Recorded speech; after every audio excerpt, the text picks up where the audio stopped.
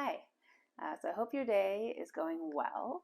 I am going to talk to you about how to deal with passive aggressive people today. And I have bought my little Lisa Frank notebook, just so I could kind of keep track of my notes and sort of thoughts on this a little bit.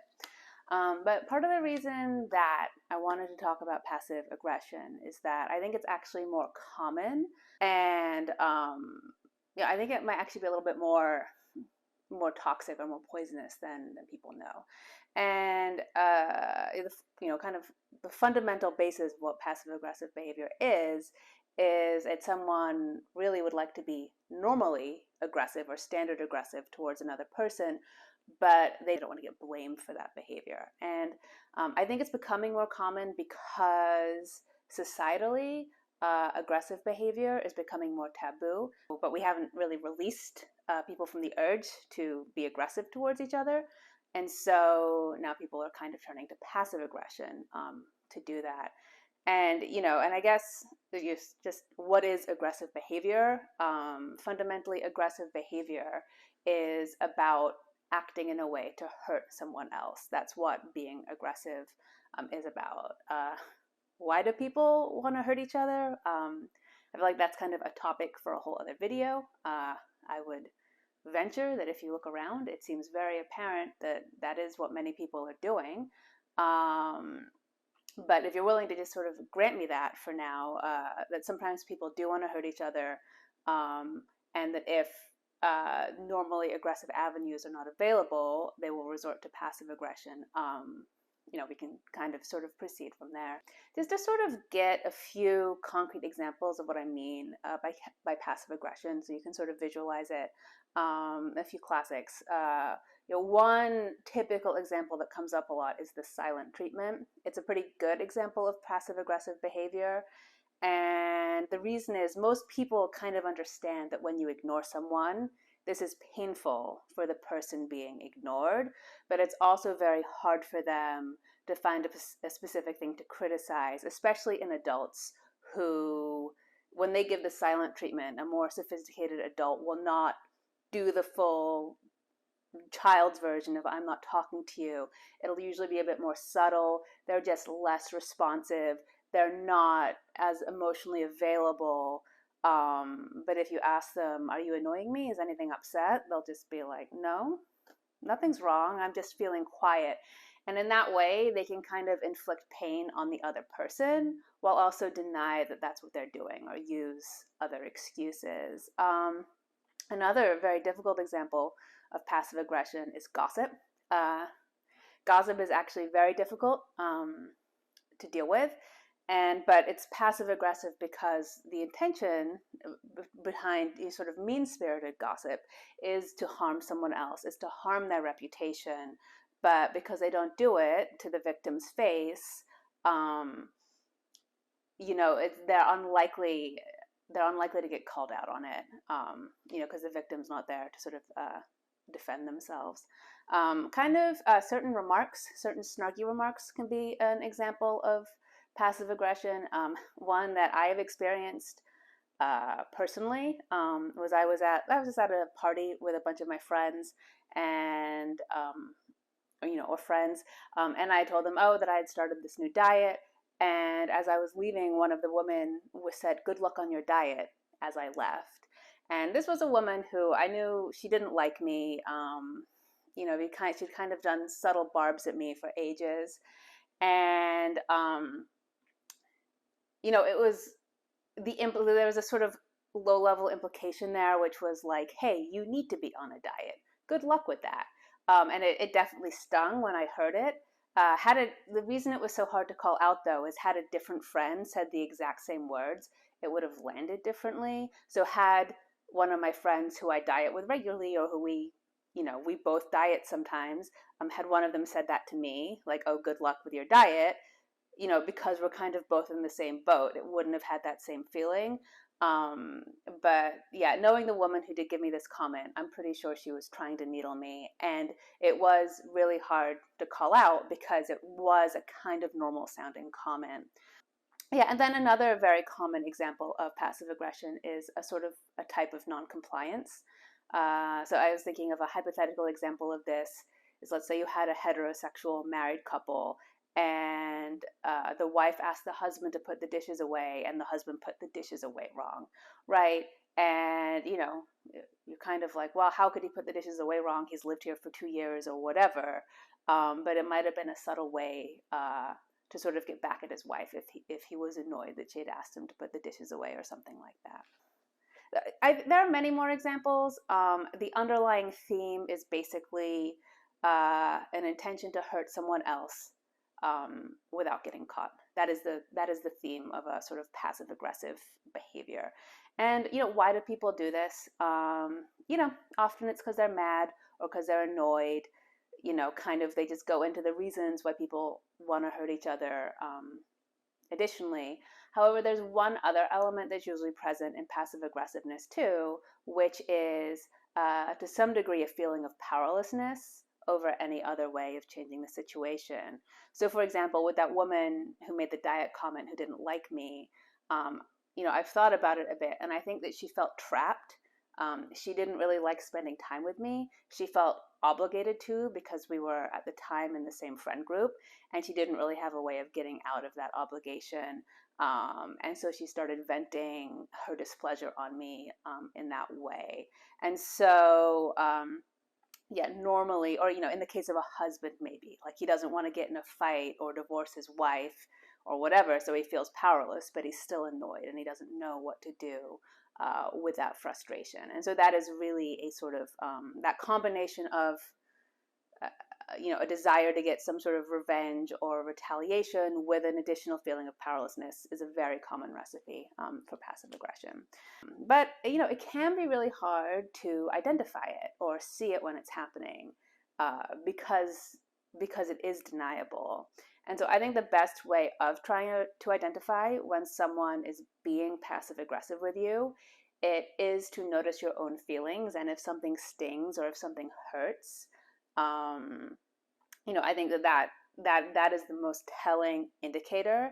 And if it only happens like once, it could just be a misunderstanding, or it could be someone's just hit on a sensitivity towards you, that you have or towards you, and that they didn't really intend anything by it, and they may not be mad. However, if it happens regularly, I think that's usually a pretty good sign that someone's being passive aggressive towards you. If you just always or very frequently end up feeling stung in someone's presence like that, that's a pretty good sign. And I think we have to be a bit careful with passive aggression. If you allow someone to be passive aggressive towards you, that is basically just like allowing someone to be aggressive towards you. You're allowing someone to put you in pain, to vent their own anger on you. And it's really not very good for you to absorb that. And so, I think that I want to talk a little bit about what kind of defenses you can put up to protect yourself from that. But when you think of someone being passive aggressive, an important thing to understand about that person is they may not be conscious that they're being passive aggressive. In fact, I would say they're usually not. Most people don't like to admit to themselves that some part of them wants to see another person in pain.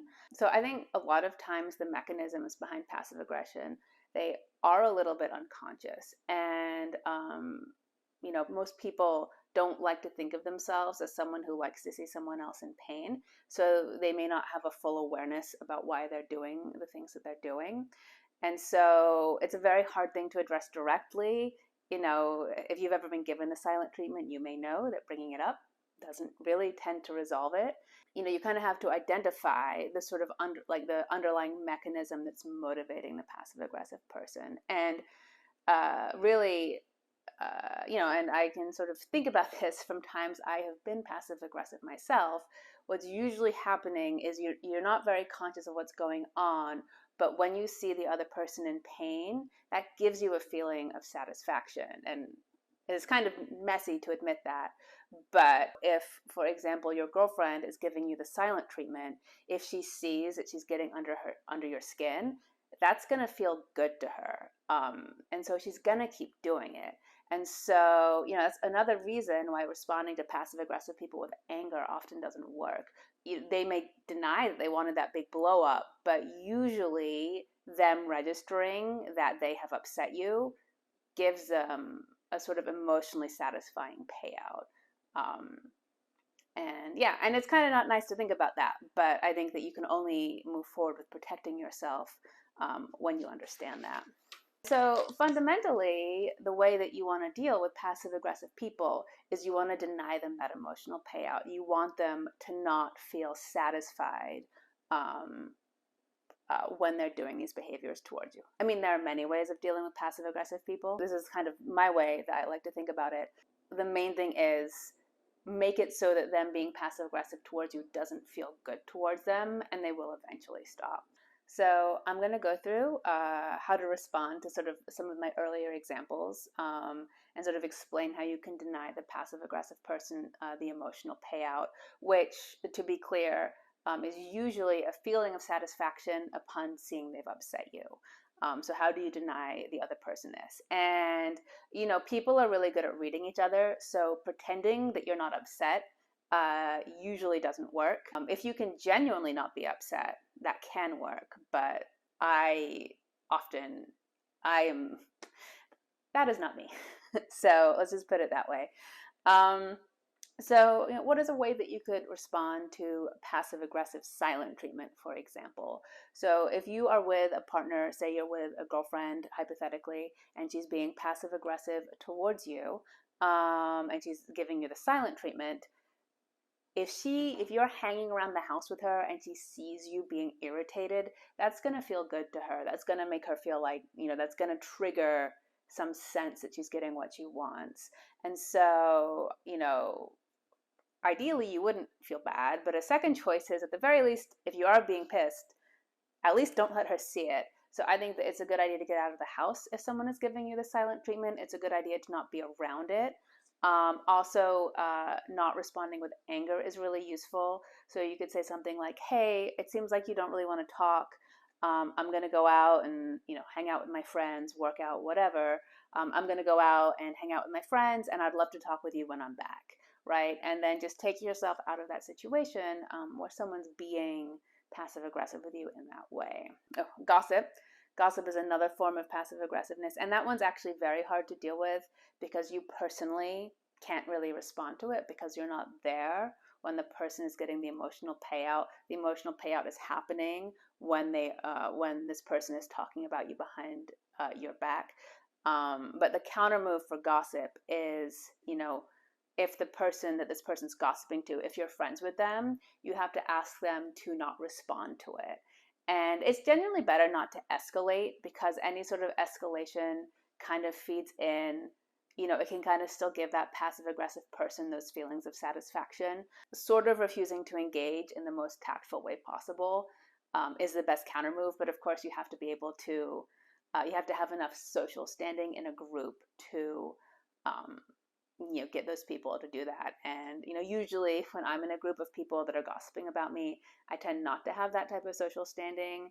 And so, another thing you may want to consider, if people are gossiping about you in a group and you can't convince the other people to not engage with it, that's probably not a social group that's very good for you to be in, and you should seek out other sources of support if it's something you can do. If it's a job or something, I mean, finding a new job is a bit extreme, but it's also the repercussions of being in a job where you are the subject of gossip are very high. So I would seriously consider it.